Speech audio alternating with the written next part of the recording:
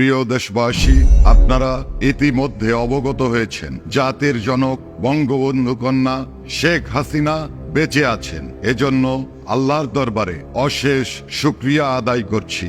সাথে সাথে আপনাদেরকে বলতে চাই, জাতির জনক টুঙ্গিপাড়ার মাজারে আজ আমরা শপথ গ্রহণ করেছি জাতির জনক বঙ্গবন্ধু কন্যা শেখ হাসিনাকে সসম্মানে দেশে ফিরিয়ে আনার আগ পর্যন্ত আমরা আমাদের আন্দোলন চালিয়ে যাব। বন্ধুগণ, আজকে যারা ভীতি এবং নৈরাজ্য সৃষ্টি করছে তারা সংখ্যালঘু এবং বাংলাদেশের সাধারণ মানুষকে নিয়ে মুজিব পাগল ভাইরা বাংলাদেশের সকল স্থানে আপনারা দুর্বার প্রতিরোধ গড়ে তুলুন।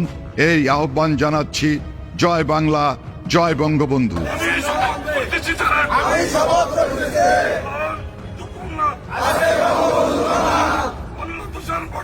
বাংলাদেশে